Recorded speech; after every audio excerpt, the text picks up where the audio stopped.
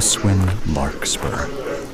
The most magical part of Hogwarts isn't the Great Hall with its enchanted ceiling, or the moving staircases that lead to unexpected places. It's the greenhouses, specifically Greenhouse 3. He loves the warm, humid air that fogs up his glasses the moment he steps inside. The rich, loamy smell of damp earth and blooming flowers, and the constant, gentle background hum of living, growing magic.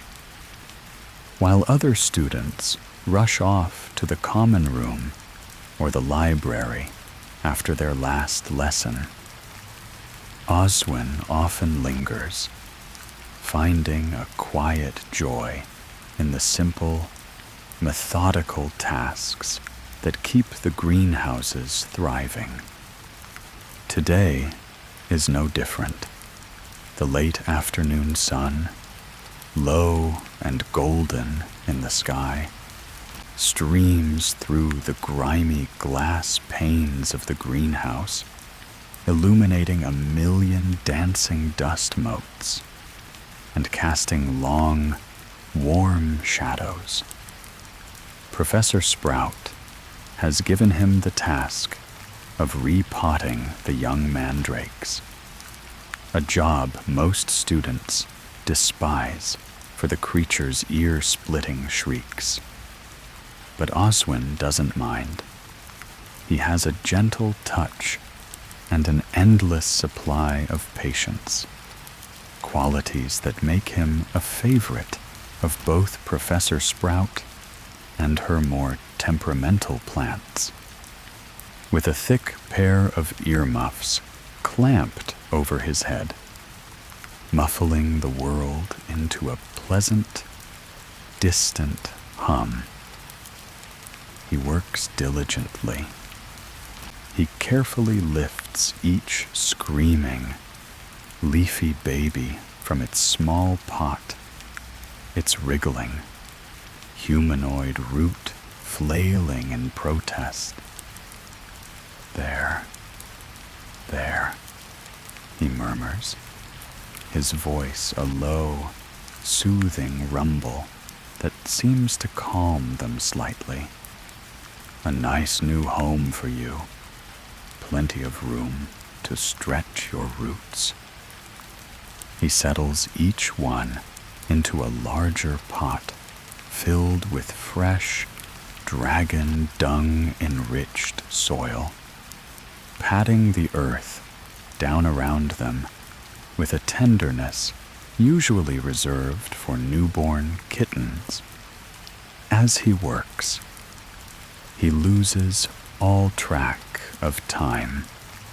The sun dips below the horizon, and the greenhouse is plunged into a dusky twilight, the air growing thick and mysterious. The magical, glowing flora of Greenhouse 3 begin to come to life. The flutterby bushes release their clouds of tiny, winged flowers that drift through the air like living confetti. The devil's snare vines in the corner begin to uncoil slowly, their tendrils writhing in the gathering gloom. And the Lumos Solum flowers, which have been closed all day, begin to unfurl their petals, casting a soft, warm, golden light that pushes back the shadows. It is in this magical in-between time, with the earmuffs finally off and the last mandrake safely repotted, that he hears it. He is trimming the dead leaves from a large, leafy plant near the back wall, its vines covered in what look like tiny, vibrating bells. As he snips away with his silver shears, he notices the vines closest to him are fluttering more than the others, despite the lack of any breeze. He pauses, his shears hovering in mid-air. He leans closer, his curiosity piqued. The fluttering vines are making a sound. It's not the gentle rustle of leaves. It's a soft, sibilant, whispering sound, like dozens of tiny voices all trying to speak at once. He can't make out any words, but the sound itself seems to have a pattern, a rhythm, as if it's trying to communicate. He thinks of the stories about ancient, sentient plants, magical flora that predate even the castle itself. Professor Sprout had always dismissed them as fanciful tales. But here, alone in the dusky, glowing greenhouse, the tales don't seem so fanciful after all. He leans even closer, his ear just inches from a cluster of trembling leaves. The whispering grows slightly louder, more insistent. It sounds like it's saying his name.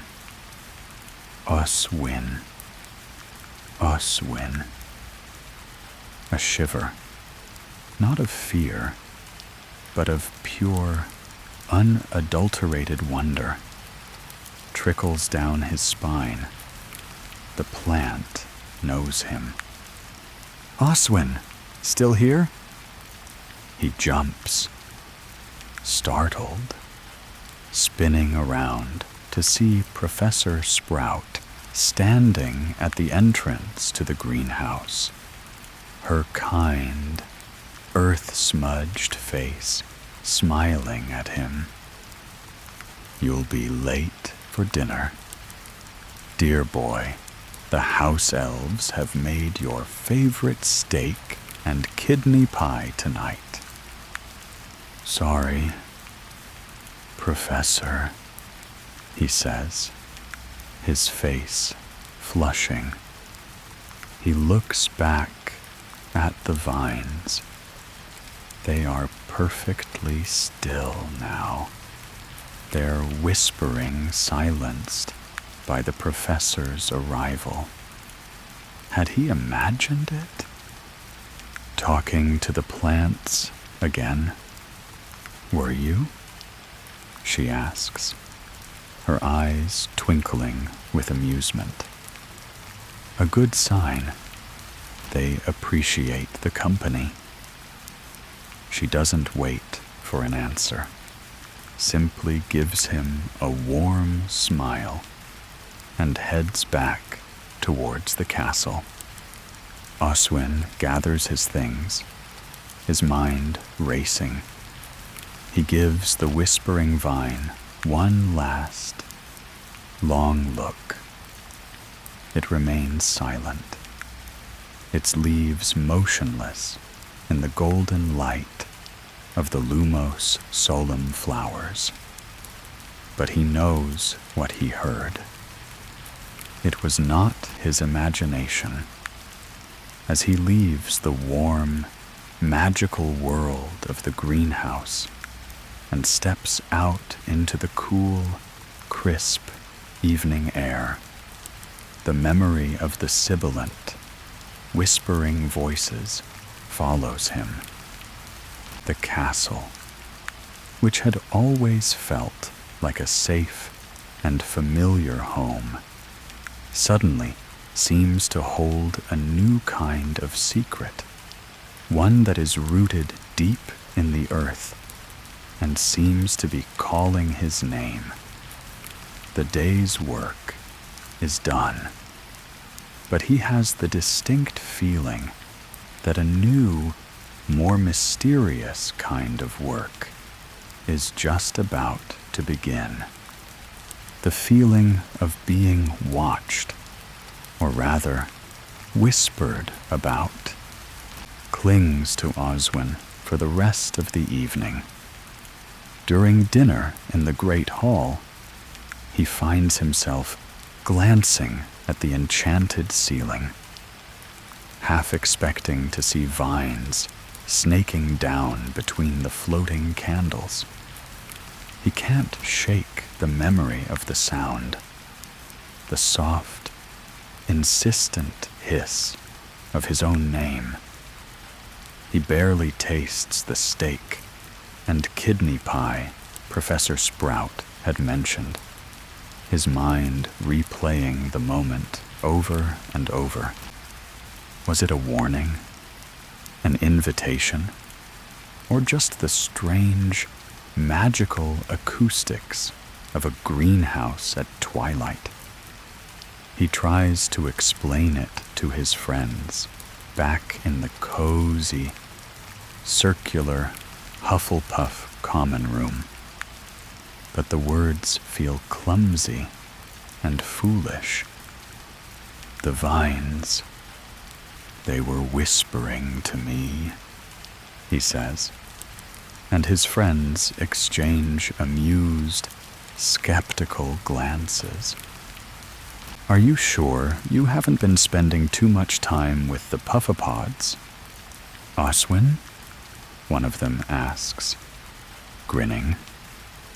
Their pollen can make you a bit fanciful.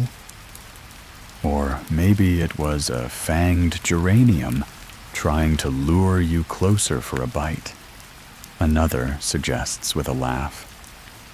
Oswin knows they are only teasing, but he drops the subject, a faint flush of embarrassment warming his cheeks. He can't make them understand the feeling he had, the profound sense of being recognized by something ancient and non-human. He retreats into a comfortable armchair near the fireplace, opening his herbology textbook and pretending to study. But his eyes see not the diagrams of dirigible plums, but the image of the trembling, whispering vines. That night, sleep is a long time coming. He lies in his bed in the dormitory, the earthy smell of the Hufflepuff basement a familiar comfort. He listens to the gentle snores of his roommates and the faint, distant sound of the castle settling. He thinks about the quiet, hidden life of the greenhouses, the secret world of plants that live and breathe and, just maybe, speak. He finally drifts off, his dreams filled with tangled roots and glowing mushrooms. He wakes with a start, though he's not sure why. The dormitory is dark and silent. The only light, a sliver of pale moonlight filtering in from a high, round window. He has the distinct, unshakable feeling that something is different. Something has changed. He sits up in bed, his heart pounding a slow, heavy rhythm, and then he feels it, a crinkle of parchment under his pillow. His breath catches in his throat. He never sleeps with parchment under his pillow. He is meticulous about his school supplies. He reaches under the soft, cool linen, and his fingers close on a single, folded square of what feels like very old, very expensive paper. It's heavy and thick, not the standard issue parchment they use for homework. With trembling hands, he pulls it out. In the faint moonlight, he can see that it is sealed not with wax, but with a single pressed leaf, so intricately preserved that he can still see the fine, delicate veins running through it. There is no name on the outside, no sender, just the silent, mysterious leaf. His mind races. Who could have put it there? A prank from his friends? It doesn't feel like their style. A secret admirer? The thought makes him blush, but it seems unlikely. The presence of the letter feels less like a joke or a romance and more like a continuation, a response to the whispers in the greenhouse. With a deep, steadying breath, he carefully breaks the leafy seal. The leaf crumbles into a fine, fragrant dust in his fingers. He unfolds the parchment. The paper itself seems to glow with a faint, greenish light, illuminating the words written upon it. The handwriting is elegant and looping, a beautiful, old-fashioned script, written in what looks like ink made from crushed berries. But it is not the beauty of the script that makes his heart stop. It is the words themselves. There is no greeting, no signature, just a single cryptic, commanding sentence. Come to the herbology storeroom at midnight. Oswin stares at the words, his mind a whirlwind of fear and excitement. The herbology storeroom. It's a small, windowless room attached to Greenhouse 1, where Professor Sprout keeps the extra pots, the bags of dragon dung fertilizer, and the more dangerous, non-sentient tools of the trade. It's always kept locked. How is he supposed to get in? And who, or what, would be waiting for him there? His logical mind, the sensible Hufflepuff part of him, tells him this is a terrible idea. It's after curfew. It's a mysterious, anonymous summons. It could be a trap, a prank, or something far worse. He should show it to Professor Sprout in the morning. He should tell his head of house. He should ignore it completely. But he knows he won't. The same quiet, insatiable curiosity that draws him to the greenhouses, that makes him listen for whispers in the rustling leaves, is now pulling him towards this impossible, clandestine meeting. This is a secret offered, a question asked, and Oswin, despite his gentle nature, has never been one to leave a question unanswered. He looks at the clock on his bedside table. It's 11:45. He doesn't have much time. He slips out of bed, his decision made. He pulls on his robes over his pajamas, his movements as silent as a hunting owl. He grabs his wand, the familiar, smooth wood, a comforting weight in his hand. As he creeps out of the dormitory, the glowing words on the parchment seem to pulse in time with his own frantic heartbeat, a silent, green beacon leading him out of the safety of his burrow and into the deep, dark, secret-filled night of the castle. The journey from the Hufflepuff common room to the grounds is a study in stealth and nerve. The corridors near the kitchens are thankfully quiet, but as Oswin ascends into the main body of the castle, the risks multiply. The moonlight that streams through the tall windows creates long, stark corridors of light and shadow, forcing him to dart from one pool of darkness to the next.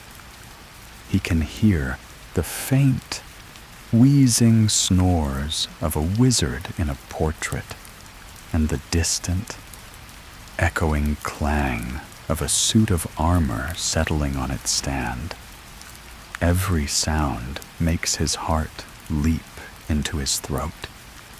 He imagines the scuttling footsteps of Mrs. Norris or the booming voice of Filch, and he flattens himself into alcoves, holding his breath until the imagined danger has passed.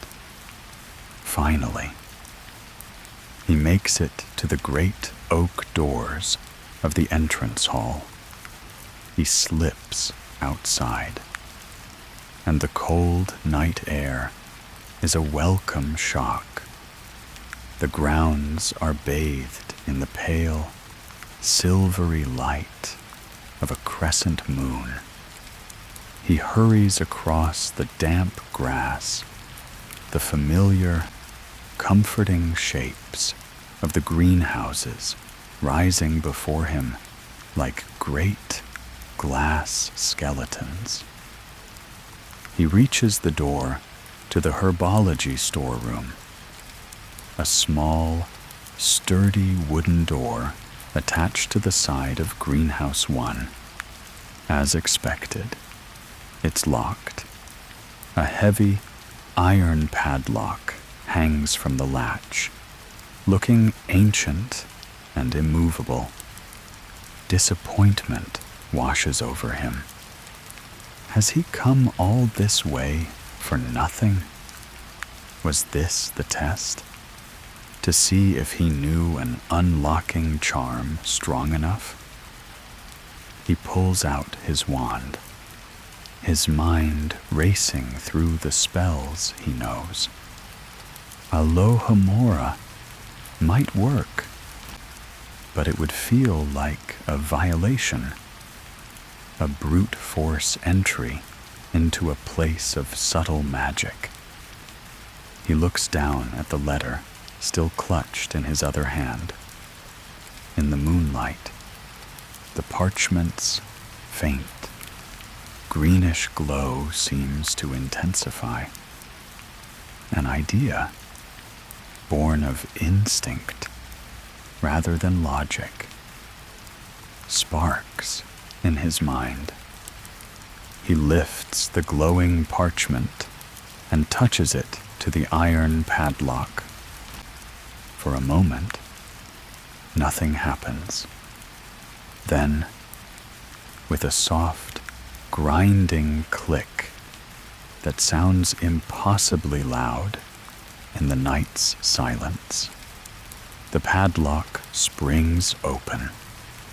The door swings inward with a low groan, revealing a wall of perfect, impenetrable darkness. The invitation was the key. He takes a deep breath, the air inside smelling of rich soil, iron tools, and something else, something wild and ancient. He whispers, "Lumos," and a small, bright orb of light appears at the tip of his wand, pushing back the oppressive gloom. He steps inside, pulling the door softly shut behind him. The storeroom is just as he remembers it, small, windowless, and utilitarian. Stacks of terracotta pots of all sizes line one wall, reaching almost to the ceiling. Burlap sacks filled with dragon dung and mooncalf fertilizer are piled in a corner, their pungent aroma thick in the air. Rakes, trowels, and silver shears hang from hooks on the walls.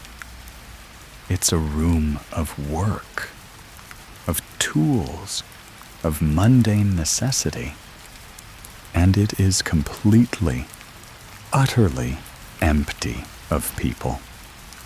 He stands in the center of the room, his wand light casting long, dancing shadows, and a profound sense of anticlimax settles over him.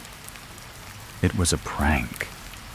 His friends had somehow managed to charm the lock, and they were probably hiding in the common room right now, waiting for him to return so they could have a good laugh at his expense. He feels a flush of foolishness, his earlier wonder curdling into simple embarrassment. He's about to turn and leave when his light falls on something that doesn't belong.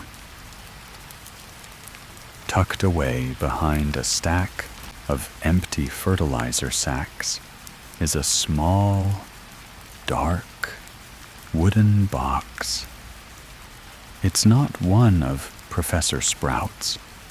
It's made of a dark, polished wood he doesn't recognize, and it seems to absorb the light from his wand rather than reflect it.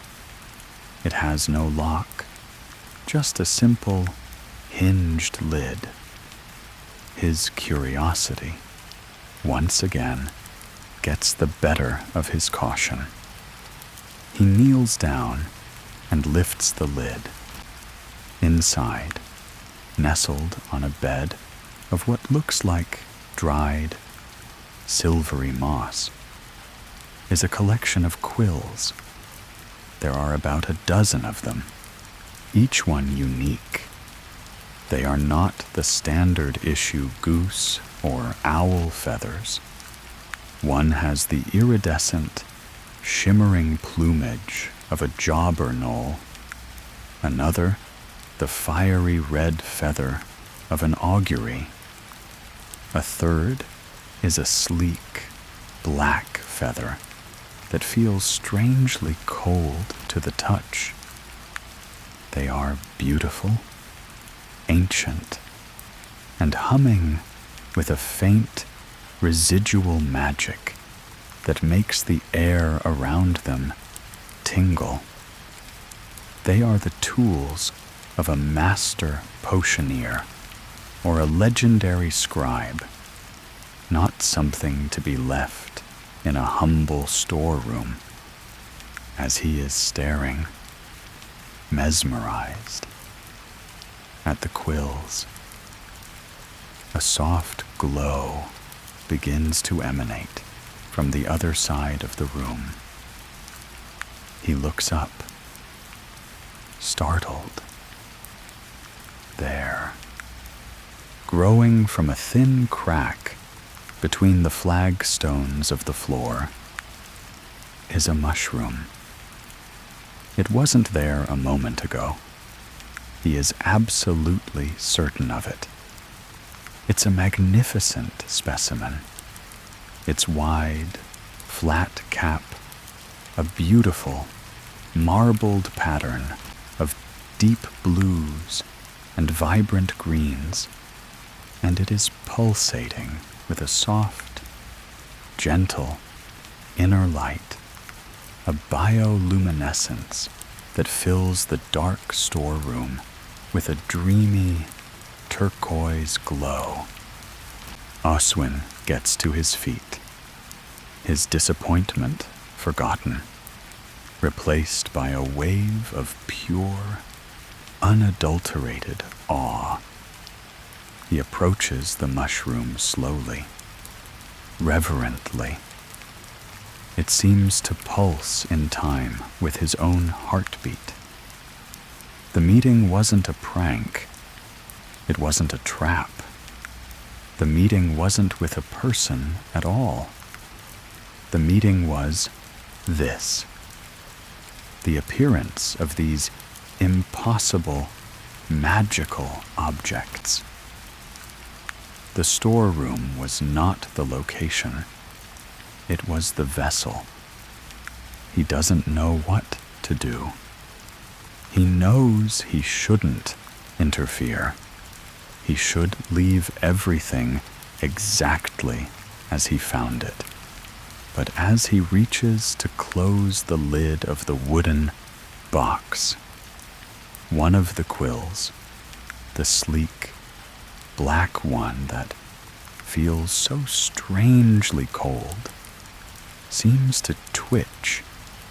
It rolls slightly, separating itself from the others, as if offering itself to him. It feels like another test, another choice. He hesitates for only a second. He picks it up. The moment his fingers touch the feather, a strange, cold tingle, not unpleasant, zips up his arm. It feels like a handshake.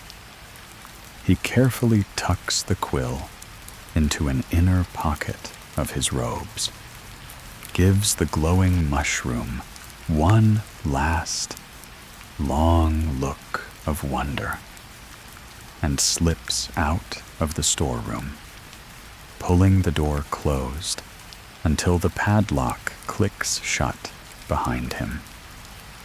As he walks back across the moonlit grounds, the empty letter in one pocket and the cold, mysterious quill in the other, his mind is reeling. The whispers, the letter, the box, the mushroom. It is a puzzle made of living things and forgotten magic. And he has the distinct feeling that he has just been given the pen with which to write the next chapter. The following day passes in a blur of distraction for Oswin. The cold, smooth weight of the mysterious black quill in his pocket is a constant, physical reminder of his midnight adventure. He finds himself touching it between classes. Its strange coolness, a stark contrast to the warmth of his own robes. He feels like he's carrying a secret, a piece of the night's impossible magic that has followed him into the bright, ordinary light of day. He tries to focus on his lessons, but his mind keeps drifting back to the glowing mushroom, to the box of ancient quills, to the feeling of the storeroom door unlocking at the touch of the enchanted letter. During transfiguration, he surreptitiously takes the quill out, intending to test it. He dips the nib into his ink pot, but the ink refuses to stick, rolling off the sharp, dark point like water off a duck's back. He tries again, pressing harder, but the result is the same. The quill will not accept the ink. It is, for all intents and purposes, a beautiful but useless object. Disappointed, he tucks it away again. Perhaps its magic had faded. Perhaps he had been wrong to take it. The thought settles in his stomach like a cold, heavy stone. That evening, he sequesters himself in a quiet, comfortable corner of the Hufflepuff common room. The room is filled with the cheerful, buzzing energy of his housemates, the air warm and smelling of toasted crumpets from a nearby plate. He is supposed to be finishing an essay for Professor McGonagall on the fundamental principles of object-to-animal transfiguration. But his mind is blank. He has written a solid introduction and a reasonably detailed body, but the conclusion eludes him. He stares at the half-finished parchment, his standard-issue quill limp in his hand, utterly devoid of inspiration. Sighing, he pulls the mysterious black quill from his pocket. He has no intention of writing with it. He just wants to look at it, to feel its strange, cold smoothness in his hand. He rolls it between his fingers, admiring the way the firelight catches on its sleek, dark feathers. He places it on the table, next to his half-finished essay, and leans back in his armchair, closing his eyes for a moment to try and gather his thoughts. When he opens them again, something impossible is happening. The black quill is no longer lying inert on the table. It has lifted of its own accord and is standing perfectly balanced on its sharp, dark point on a clean section of his parchment.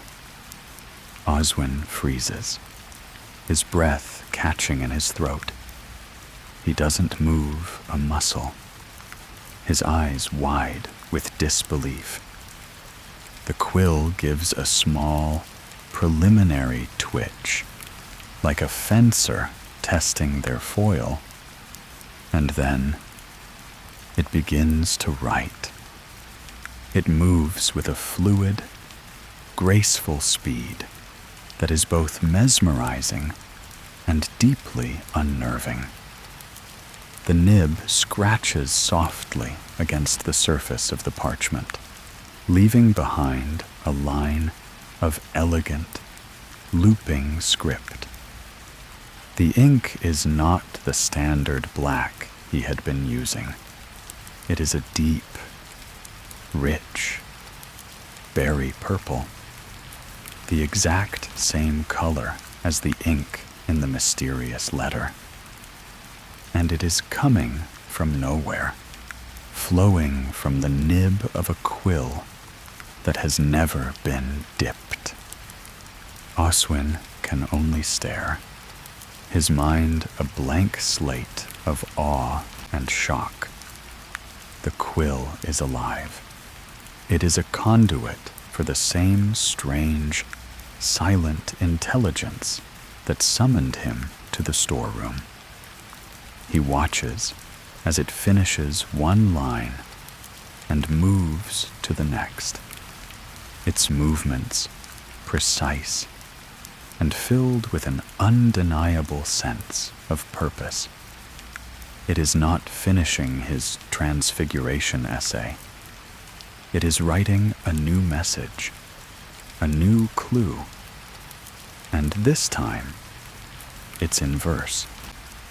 Where sleeping roots dream of the sun, and baby screams have just begun, a treasure waits for gentle hands, buried deep in fertile lands. The quill finishes the last word with a confident, final flourish, the last stroke of the S curling into an elegant spiral. Then, as if its energy is spent, it wobbles for a moment and falls over onto the parchment, once again becoming just a simple, if beautiful, black feather. Oswin stares at the 4 lines of text, his heart hammering against his ribs. It's a riddle, a rhyming riddle, and he understands it instantly. Sleeping roots, baby screams, the mandrakes, greenhouse 1, the potting shed where he had been working just yesterday, the place where he had heard the first whispers from the vines. A treasure waits for gentle hands. The riddle is telling him to go back, to look for something buried. A slow smile spreads across his face, chasing away the shock. The disappointment he had felt earlier vanishes, replaced by a surge of pure, unadulterated excitement. This is real. The mystery is not over. It has just entered its next phase.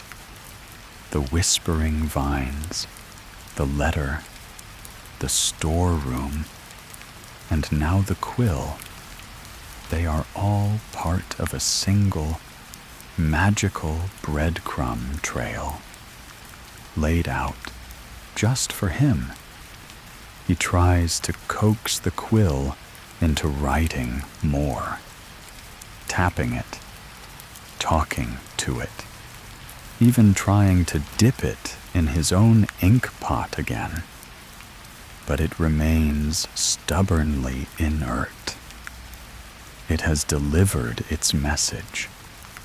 The next move is up to him. He knows with absolute certainty that he cannot solve this alone. The riddle is too cryptic. The stakes feel too high.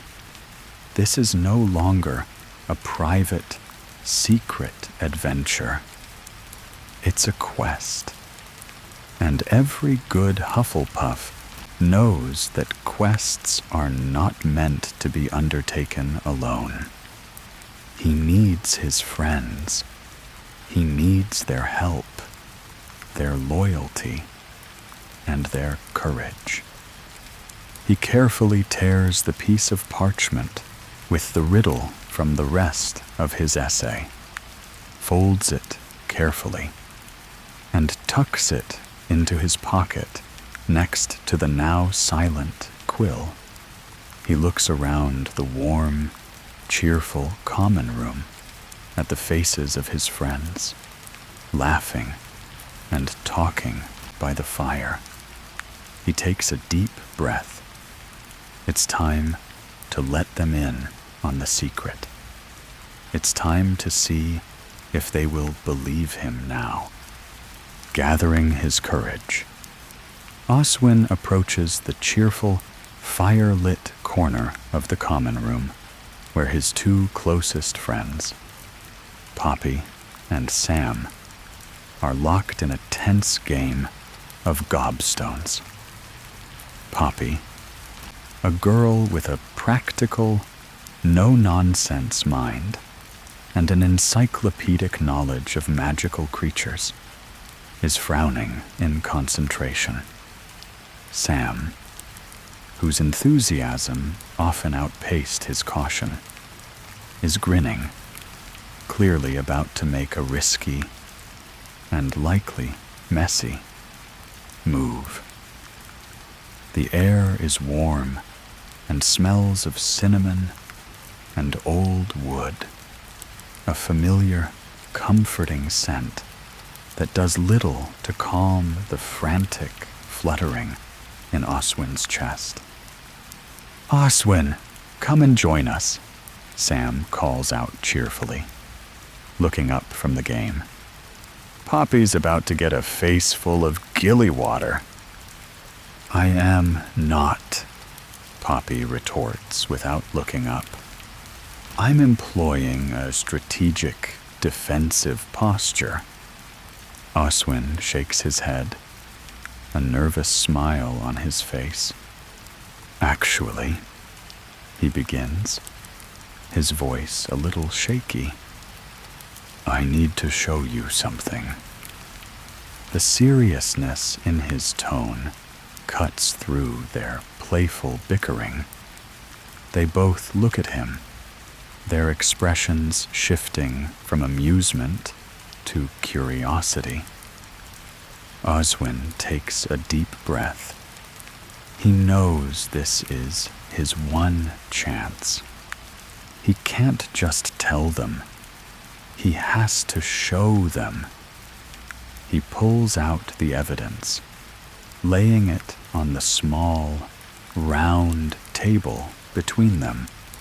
First, the mysterious letter, its berry ink script glowing faintly in the firelight. Then, the sleek, black quill. And finally, the piece of parchment containing the riddle, torn raggedly from his Transfiguration essay. "Remember yesterday when I said I heard the vines whispering?" he asks, his voice low. Sam nods, his grin fading. "Yeah, we thought you'd been sniffing puffapod pollen." "I wasn't," Oswin says, his gaze steady. "After that, I found this letter under my pillow." He pushes the parchment towards them. Poppy picks it up, her practical nature taking over. She examines the paper, the leafy seal, the elegant script. "This is old parchment," she says, her brow furrowed. "And this ink isn't standard. It looks like crushed myrtlap essence." She looks at him, her skepticism warring with her curiosity. "It told you to go to the storeroom? At midnight?" Oswin, you didn't actually go, did you? That's how people end up petrified or cursed. I did, Oswin admits. And it was empty. Well, mostly empty. He gestures to the black quill. I found this there, in a box. It wouldn't write for me all day. But then, just now, he points to the riddle. It wrote this, by itself. This is the moment of truth. Sam leans forward, his eyes wide with disbelief and excitement. It wrote on its own? A self-writing quill? Poppy, however, is still skeptical. There are charms for that, Oswin. It could just be a prank. But the ink matches the letter, Oswin insists, his voice gaining confidence. And look at the riddle. It's about the greenhouses, where baby screams have just begun. That's the mandrake potting station. It knows. It's all connected. He watches their faces, his heart pounding. He sees the doubt in Poppy's eyes, the wild excitement in Sam's. He needs them to believe him. The shared trust and loyalty of their house feels like the only anchor he has in this sea of strange, botanical magic. All right, Poppy says finally, letting out a long sigh. She picks up the riddle and reads it carefully, her sharp mind immediately engaging with the puzzle. Let's assume for a minute you're not completely bonkers. A treasure waits for gentle hands, buried deep in fertile lands. Okay, so we're looking for a buried treasure in Greenhouse 1. Exactly, Oswin says, a wave of relief washing over him. Sam jumps to his feet, his earlier game of gobstones completely forgotten. A treasure, like pirate treasure, doubloons and jewels and cursed medallions. I doubt it's pirate treasure. Sam, Poppy says dryly, not looking up from the parchment. Fertile lands, gentle hands. It sounds more like something grown. A rare plant, maybe, or a powerful potion ingredient. The three of them huddle together around the small table, the rest of the common room fading into a distant murmur. Their initial disbelief has transformed into a shared, conspiratorial excitement. This is no longer just Oswin's mystery.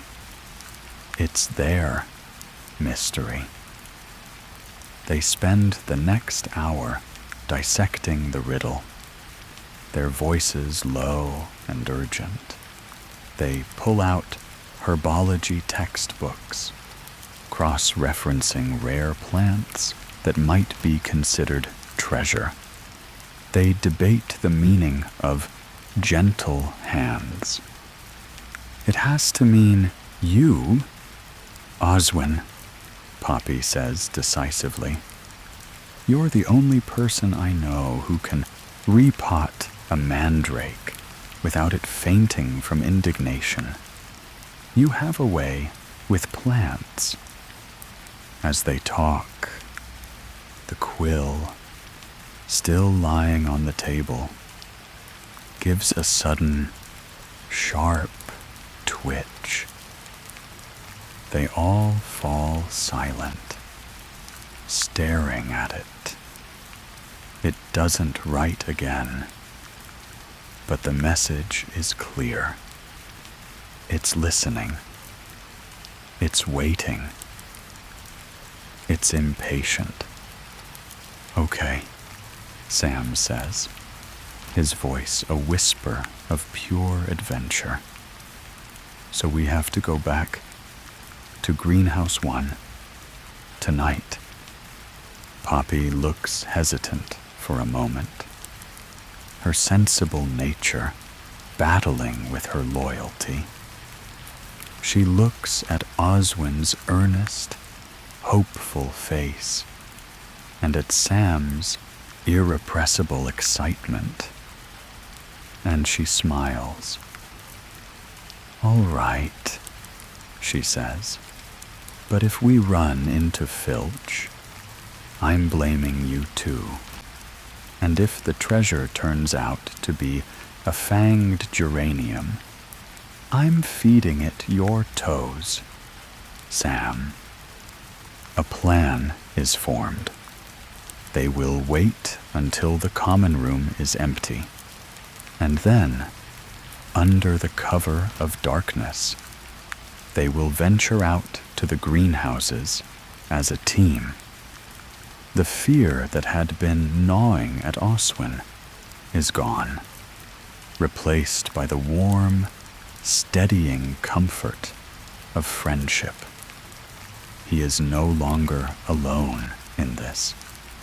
He has his friends by his side, and together they are going to find out what treasure lies waiting for them, buried deep in the fertile lands of Hogwarts. The second time Oswin sneaks out of the Hufflepuff common room, he is not alone. The journey feels entirely different, with Poppy's careful planning and Sam's boundless, if slightly noisy, enthusiasm, the fear of the dark.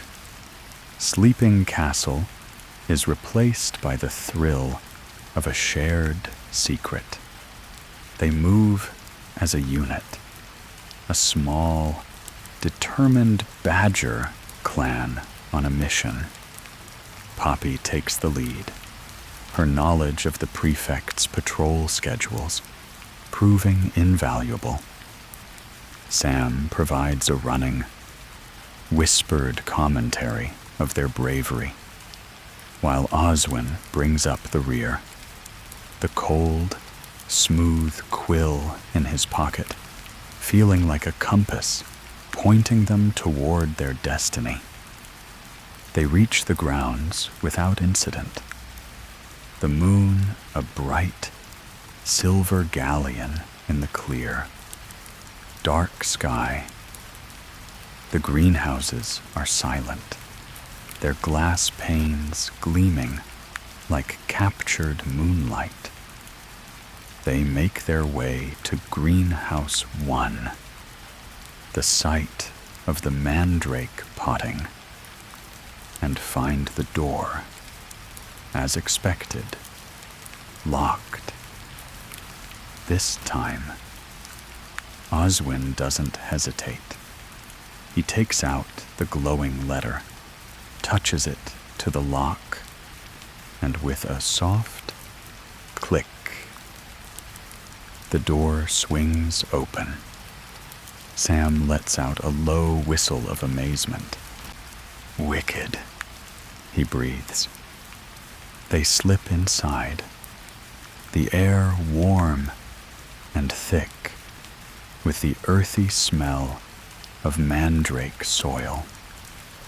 The only light comes from Oswin's wand, its beam cutting a swath through the darkness, illuminating rows upon rows of benches laden with potted plants. "Okay," Poppy whispers. all business. The riddle said, buried deep in fertile lands. We're looking for something in the ground, not in a pot. They focus their attention on the long, earthen beds that run down the center of the greenhouse, where Professor Sprout grows her hardier ingredients. For the next hour, they search. They get down on their hands and knees, their robes dragging in the dirt.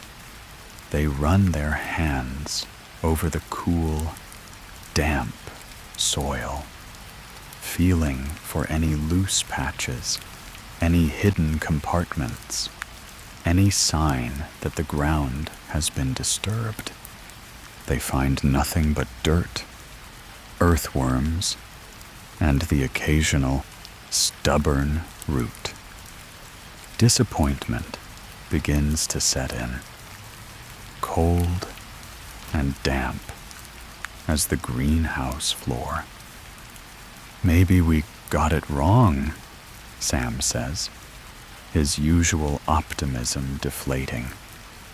Maybe fertile lands was a metaphor for the library or something.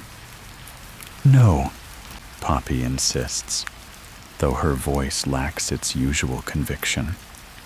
The baby screams, the sleeping roots. It has to be here.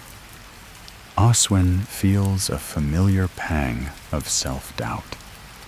He had been so sure. He had led his friends out here on a wild goose chase, based on a whispering vine and a self-writing quill. He sinks back on his heels, sighing. As he does, his hand rests on the open soil of the planting bed, and he feels it. A faint, low thrumming, a gentle, rhythmic pulse coming from the earth beneath his palm, like a slow, deep heartbeat. Wait, he whispers, his eyes wide. Be quiet. He presses his palm flat against the ground. The pulsing grows stronger, a warm, living energy flowing from the soil into his hand. It's the same feeling he gets when he holds a seed that's about to sprout. The same secret. Living magic he felt from the whispering vines. It's here, he says, his voice filled with a renewed sense of wonder. Right here. He looks at the quill in his other hand. It begins to vibrate, a low, intense hum that matches the rhythm of the pulsing earth. And then it starts to write again, not on parchment, but in the air itself. It leaves a trail of glowing, purple-inked words hanging in the humid air of the greenhouse, a second verse to its cryptic song, where angry branches thrash and sway. A patient root has lost its way.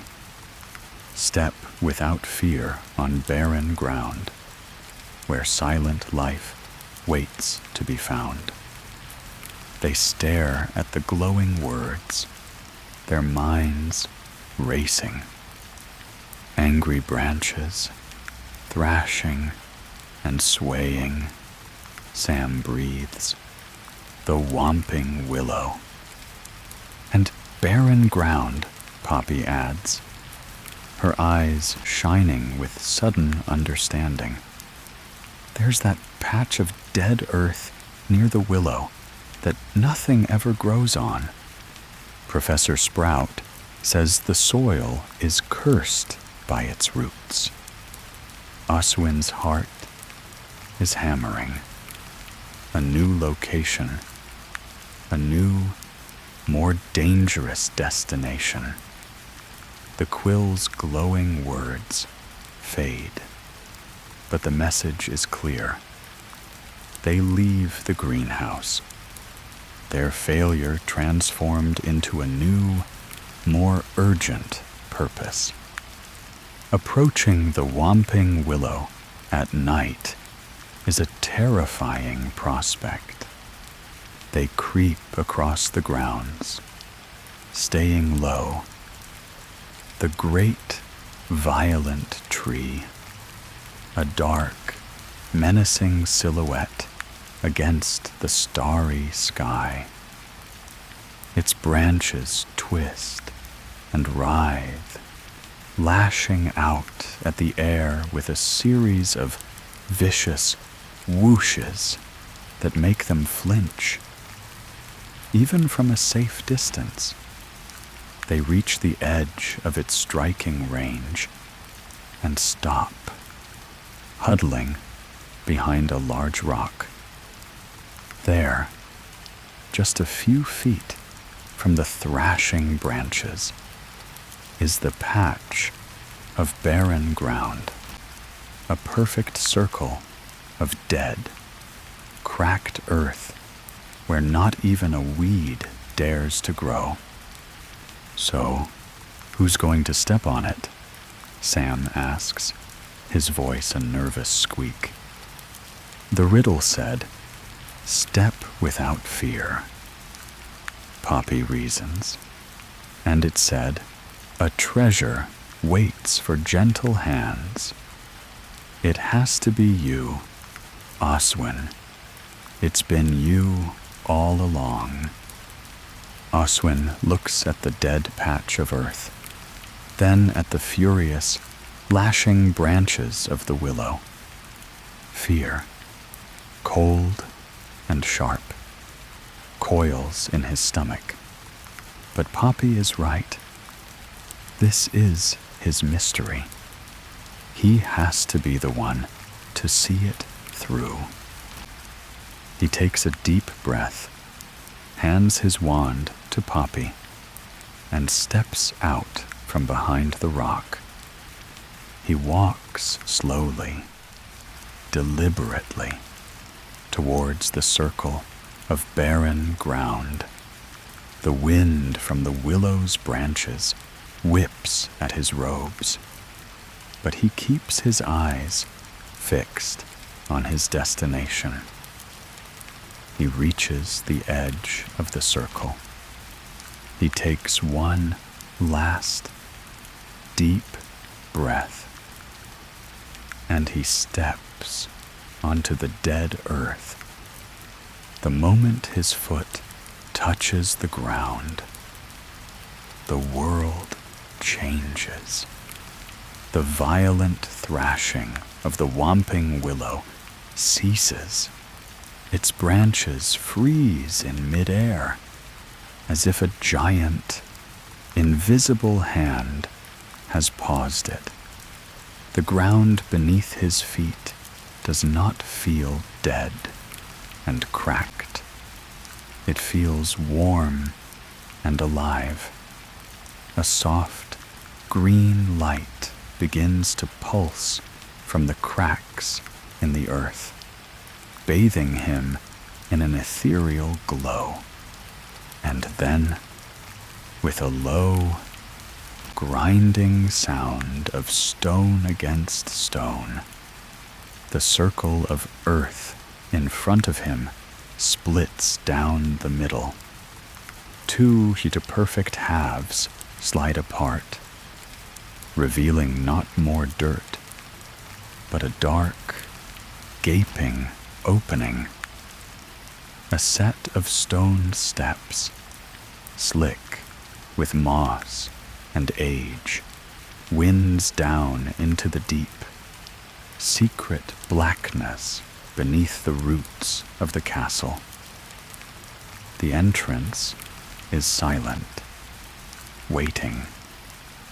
The air that wafts up from it smells of ancient earth, of deep roots, and of a magic that is older and wilder than anything he has ever known.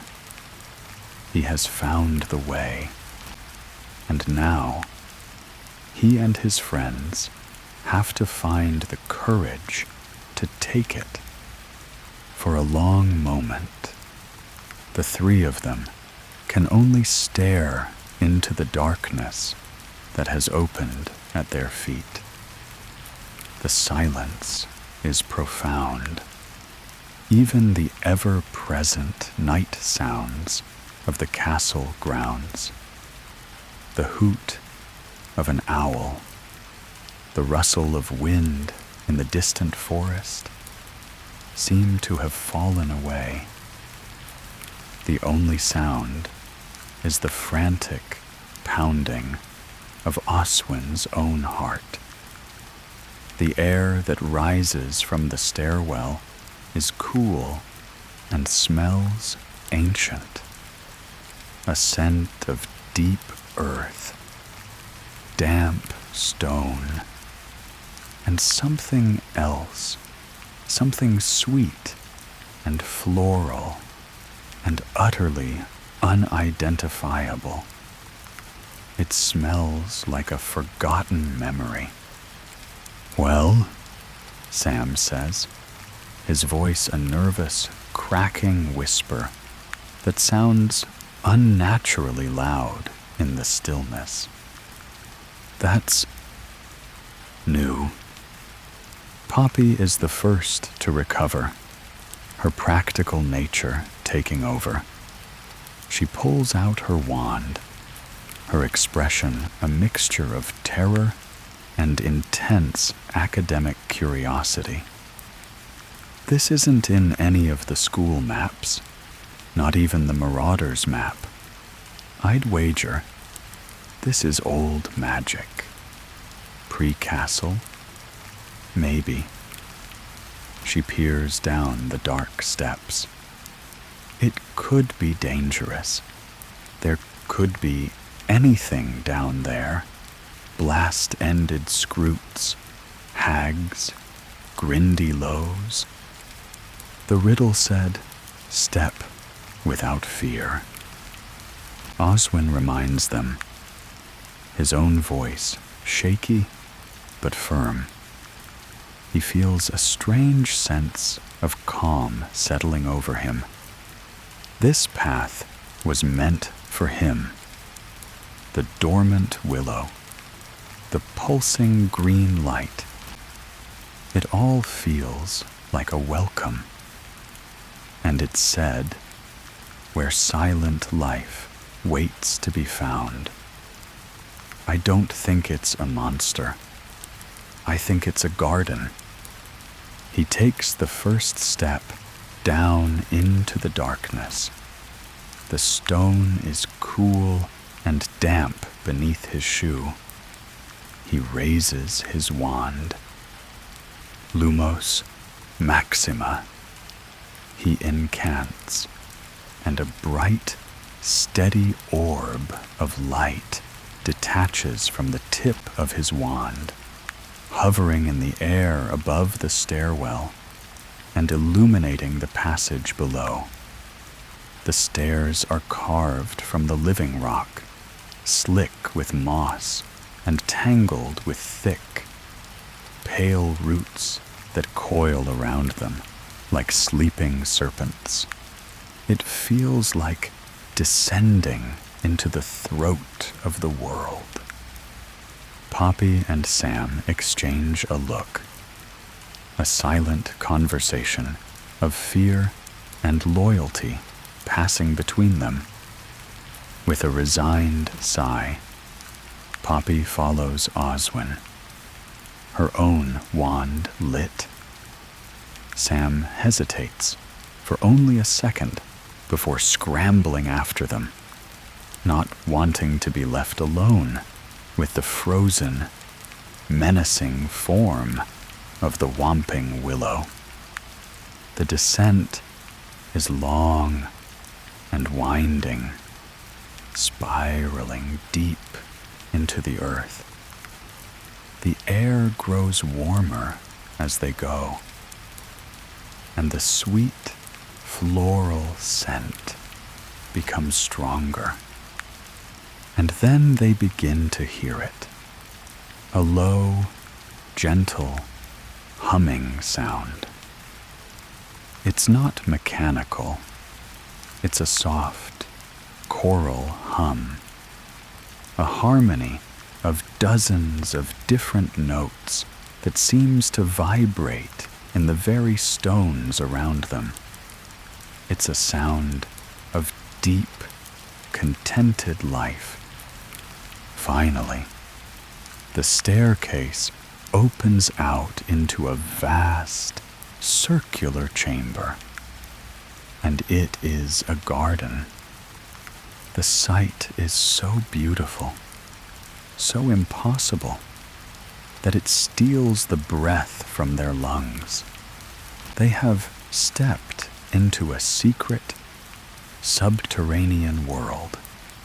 The ceiling of the cavern is a magnificent, tangled web of the whomping willow's thickest roots, glowing with a soft, silvery light of their own, creating a living, breathing starscape above them. The chamber itself is filled with plants, but they are unlike anything Oswin has ever seen in a textbook. There are great, bell-shaped flowers with petals of pure, liquid light that pulse in time with the choral humming. There are ferns with fronds of spun silver that tinkle like tiny wind chimes when they walk past. There are bushes covered in berries that glow with the warm, orange light of a dying fire, and vines that creep up the stone walls, their leaves forming intricate, shifting mosaic patterns. In the center of the chamber, a small, crystal-clear spring bubbles up from the ground, its water shimmering with captured root light before flowing into a small stream that winds its way through the garden. The humming sound is coming from a cluster of tall, reed-like plants with swollen, spherical bases. As the three friends watch, mesmerized, one of the spheres inflates slightly and releases a single, perfect, low note that hangs in the warm, humid air. A moment later, another sphere answers with a higher, sweeter note, and then another and another, weaving together into a soft, endless, botanical lullaby. "Merlin's beard," Sam whispers, his voice filled with an uncharacteristic reverence. "What is this place?" Poppy is speechless, her eyes wide with wonder. She is trying to identify the plants, but she is utterly lost. These are not creatures of the known wizarding world. This is a living library of forgotten species, a sanctuary for lost magic. But Oswin feels no such confusion. He feels home, a profound sense of peace and belonging settles over him. The humming of the plants, the scent of the strange, sweet flowers, the soft green light. It all feels deeply, inexplicably familiar. He walks into the garden, his feet sinking slightly into the soft, mossy earth. He reaches out a hand and touches the petal of one of the light blossoms. It feels like cool, soft silk, and it pulses with a gentle warmth against his fingertips. As he touches it, he hears the whispers again, not from one plant, but from all of them, a soft chorus in his mind. Welcome, welcome home, little Larkspur. He is the only one who can hear it. Poppy and Sam are still standing at the entrance, staring in stunned silence. But for Oswin, this is not a discovery. It is a reunion. He doesn't know how, but he knows this place. He knows the names of the silver-leafed ferns and the proper way to prune the fireberry bushes. He knows the melody the singing reeds are humming. This knowledge is not in his mind. It's in his blood, in his bones. This hidden garden, buried deep beneath the roots of the castle, was made by someone like him, for someone like him. And he has, after a lifetime of not even knowing he was searching, finally found his way back. Oswin wanders through the secret garden in a dreamlike state, his friends following a few paces behind, their usual chatter silenced by the overwhelming, peaceful magic of the place. Every plant he passes seems to greet him, the light from their petals and leaves intensifying slightly, the hum from their stems rising in pitch. He feels a deep, instinctual connection to this subterranean world, a sense of belonging that is more profound than anything he has ever felt, even in the cozy, welcoming common room of his own house. He finds himself drawn, as if by an invisible thread, towards the very center of the chamber.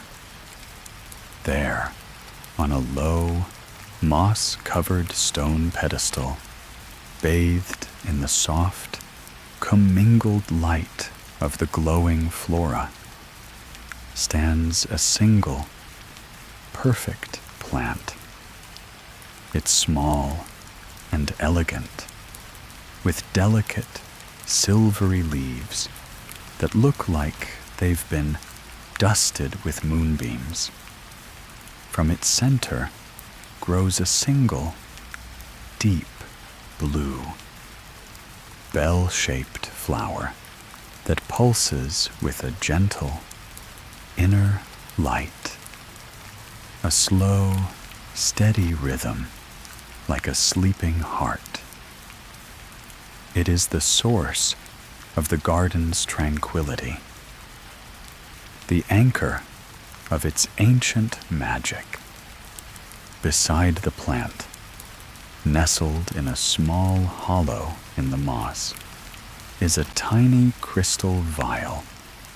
It is stoppered with a piece of dark, intricately carved wood, and seems to glow with a faint light of its own.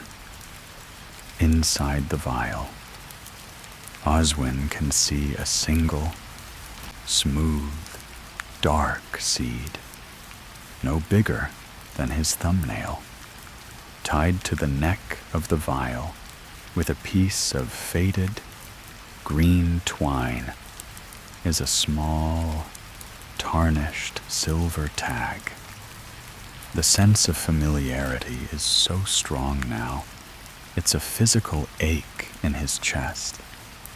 He knows this vial. He knows this seed. He kneels down before the pedestal, his friends gathering quietly behind him, sensing the gravity of the moment. With a hand that is surprisingly steady, he picks up the vial. The glass is cool and smooth against his skin. He turns the silver tag over. The script is elegant and old-fashioned, the same berry purple ink as the letter and the riddle, and the words etched into the silver make his breath catch in his throat. Forget-me-not, Oswin L. His own name, his own initial, staring up at him from a piece of silver that is clearly centuries old. That's impossible, Sam whispers, his voice cracking. Poppy leans in closer, her brow furrowed in intense concentration. Look at the tarnish, she says, her voice hushed. The way the twine has frayed. This isn't a prank. This has been here for a very, very long time. Oswin, what does it mean? Oswin doesn't know what it means. His mind is a blank slate, but his heart, his very soul, is screaming at him. He feels an overwhelming, irresistible urge to open the vial, to touch the seed. It's not just curiosity anymore. It's a need, a deep, cellular yearning to connect with this lost piece of his own story. He works the carved wooden stopper free with his thumb. It comes loose with a soft pop. He carefully tips the vial, and the single dark seed rolls into the palm of his hand. It is smooth and warm, and it seems to pulse with a faint, living energy that mirrors the beating of his own heart. The moment the seed touches his skin, the world dissolves. It is not a vision that he sees with his eyes. It is a memory that he feels with his entire being. The glowing garden is gone. His friends are gone. He is no longer himself. He is someone else, someone older, someone with strong, soil-stained hands. He feels the rough bark of a young sapling, the very plant that now sits on the pedestal, as he carefully plants it in the rich, dark earth. He feels the cool, damp stone of the cavern wall as he carves out the stream bed for the bubbling spring. He hears a voice, a kind, gentle female voice, humming a lullaby as she works beside him, her magic coaxing the light blossoms to open for the first time. The lullaby is the same tune the singing reeds are humming now. He feels a wave of profound love. not just for the woman beside him, but for this secret, living sanctuary they are creating together. A haven of magical life hidden away from the world. He sees his own, no, her, hands as they carefully select the single, perfect seed from the bluebell-flowered plant. He sees her place it in the crystal vial.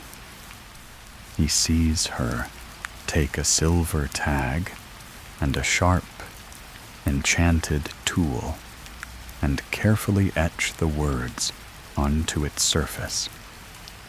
Oswin L., the name of her husband, her partner, her fellow creator of this magical place, and the initial, Larkspur. It's a family name, a legacy, a memory, sealed in a bottle for a descendant she would never meet, but hoped would one day find his way home. The experience lasts for only a heartbeat, but it contains a lifetime. Oswin gasps, stumbling backward, the crystal vial falling from his numb fingers and landing softly in the moss. The vision, the memory, is gone. He is himself again, a student in a hidden garden, staring at a plant on a pedestal. But he is not the same. Oswin, are you all right? Poppy asks, her hand on his shoulder, her face etched with concern. He looks at his friends, his eyes wide with the wonder and the weight of what he has just experienced. It was a memory, he says, his voice a hoarse whisper. It wasn't mine. It was hers. My ancestor. She built this place. For him. For Oswin Larkspur. He looks at the seed still resting in the palm of his hand. It is not just a seed. It is a story. It is a connection. It is a memory of a love so powerful it has echoed down through the centuries, waiting for a boy with gentle hands and a love for growing things to finally receive it. The treasure the riddle spoke of was not a plant or a potion ingredient. It was his own past. And now that he has found it, he has no idea what to do with it. Leaving the hidden garden is one of the hardest things Oswin has ever had to do. The moment he steps off the circle of barren earth, the whomping willow shudders back to violent life, and the stone stairwell grinds shut, vanishing without a trace. He is left standing on the dark, moonlit grounds with his friends. The memory of the garden, its light, its sounds, its scents, already feeling like a fading dream. But the seed in his pocket is a solid, warm reality, a tangible link to the impossible world he just left. He, Sam, and Poppy walk back to the Hufflepuff common room in a state of stunned, reverent silence. The usual jokes and chatter replaced by a shared, unspoken awe. The next day, the world feels both the same and entirely different. Oswin finds himself unable to concentrate in his classes. The theories of transfiguration seem flimsy compared to the deep root magic he has witnessed. The history of the goblin rebellions feels like a pale story next to the personal, powerful history he now carries in his pocket. He knows he can't keep this to himself. The memory, the garden, the name on the vial. It's a puzzle with one enormous missing piece.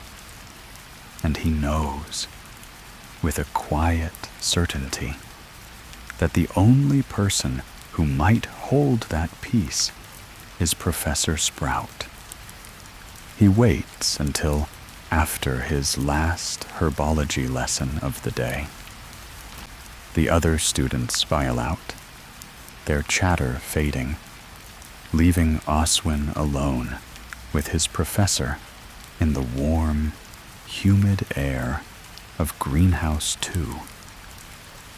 Professor Sprout is humming to herself as she snips dead heads from a row of potted puffapods. Her expression one of deep, simple contentment. She is in her element, surrounded by the living, growing things she loves. Oswin approaches her nervously, his heart pounding a soft, anxious rhythm. How does he even begin? He can't tell her about sneaking out, about the riddles, about the secret passage. He has to be clever. He has to ask the right question. "Professor," he begins, his voice sounding small in the large glass room. She looks up, her kind, earthy face breaking into a warm smile. "Oswin, still here? I thought you'd be off to the kitchens for a crumpet by now." "I had a question, Professor," he says, twisting the edge of his robe in his hands. "It's about my family, the Larkspurs." Her smile softens, her eyes taking on a curious, interested glint. "The Larkspurs," she says thoughtfully, setting down her silver shears. "A fine, old wizarding family, a long line of Hufflepuffs, if I recall, and some of the finest herbologists this school has ever seen. Your great-grandmother, Elara Larkspur, discovered 12 different uses for gillyweed. You know, wrote the definitive text on it. This is it. His opening. He reaches into his pocket, his hand trembling slightly, and pulls out the crystal vial. The dark seed rests within, and the tarnished silver tag hangs from its neck. He holds it out to her in the palm of his hand. I found something," he says, his voice barely a whisper. "An old family heirloom. I was hoping you might know what it is." Professor Sprout takes the vial from him. Her practical, soil-stained fingers are surprisingly gentle as she holds it up to the light.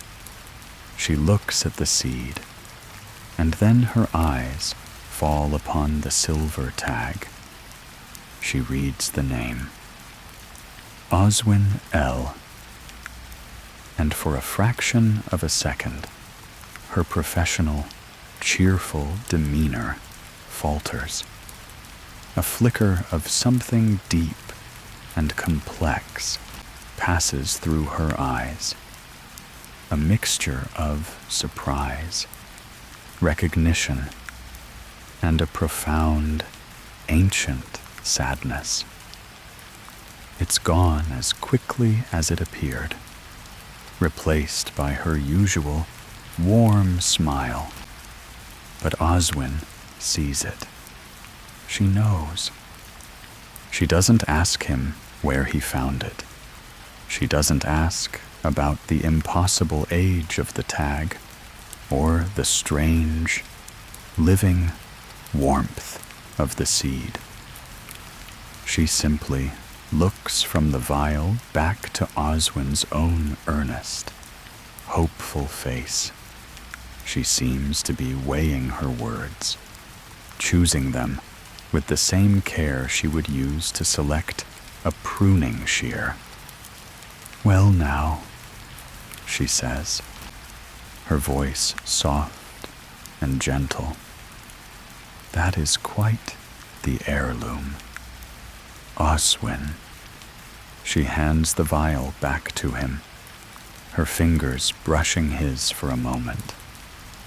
The Larkspurs have always had a special connection to the grounds of this castle, a deeper root than most. They believed that some magic isn't meant for textbooks or classrooms.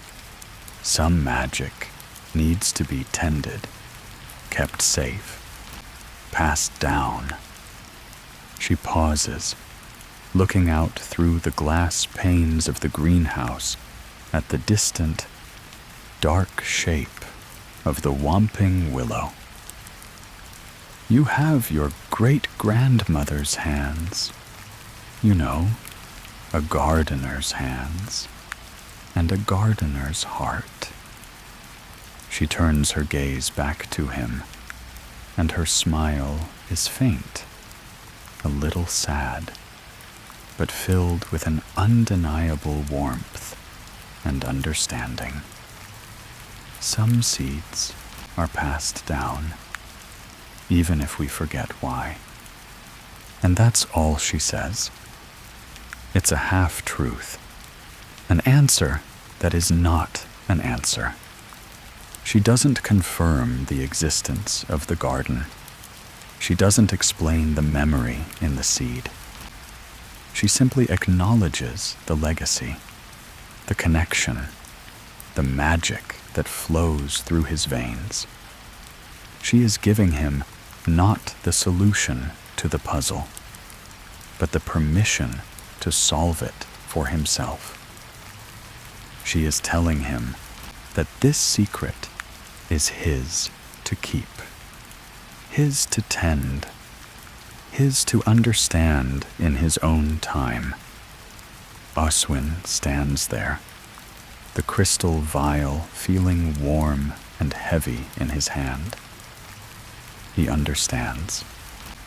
Professor Sprout is not just his teacher. She is a guardian of the castle's secrets, and she has just silently, gently passed one of those secrets onto him. He doesn't have all the answers, but he has something better. He has a purpose. He is a Larkspur, and he has a garden to look after. "Thank you, Professor," he says, and the words are filled with a gratitude that goes far beyond a simple classroom question. She just winks, picks up her shears, and goes back to her puffapods, humming her contented tune once more. In the weeks and months that follow his conversation with Professor Sprout, the magic of the mystery recedes, not with a bang, but with a quiet, gentle sigh. The cryptic letters no longer appear under his pillow. The sleek, black quill, its purpose served, now lies dormant and cold in his school trunk, refusing to write another word. The whispers in the greenhouse have fallen silent, the vines now rustling with only the ordinary sound of the wind. The trail of magical breadcrumbs has ended. The quest is over. On the surface, life at Hogwarts returns to normal. Oswin attends his classes. He does his homework. He spends his evenings in the warm, cheerful chaos of the Hufflepuff common room with Poppy and Sam. They don't talk about the hidden garden often. The shared secret is too precious, too strange to be discussed in the bright light of day. It has become a silent, unbreakable bond between the three of them, a shared memory that needs no words. But for Oswin, nothing is truly normal anymore. He carries the secret of the garden within him, a hidden, subterranean world that has become the anchor of his own. The knowledge of his ancestors, of the love and magic they poured into that secret space, has given him a new sense of self, a quiet confidence he never knew he possessed. He is no longer just Oswin Larkspur, a quiet boy who is good with plants. He is the guardian of a legacy. He visits the garden often. Sometimes he takes Poppy and Sam, and the three of them will sit by the crystal spring, the wonder of the place never diminishing. Poppy will sketch the impossible plants in her notebook, trying to classify them. Sam will attempt to mimic the humming of the singing reeds, usually with hilarious, off-key results. But mostly, Oswin goes alone. These solo visits, always late at night under the watchful, frozen branches of the whomping willow, become his ritual. He doesn't need the letter to open the way anymore. The ground seems to sense his presence, the stone stairwell opening for him with a low, welcoming groan. He will spend hours in the gentle, glowing twilight of the cavern, tending to the plants with an instinctual knowledge that flows from the memory in the seed. He knows which silver-leafed ferns need more water from the crystal spring. He knows how to prune the fireberry bushes to make them glow brighter. He knows the lullaby that the singing reeds hum, and sometimes he hums it back to them, his voice a low, soft harmony in the ancient, magical chorus. One night, he brings the seed with him, the forget-me-not. He finds a small, perfect patch of soft, mossy earth near the central, bell-flowered plant, the parent of the seed he holds, with his own gentle gardener's hands. He pushes the seed deep into the rich, dark soil. He pats the earth down around it, a feeling of profound, cyclical rightness settling over him.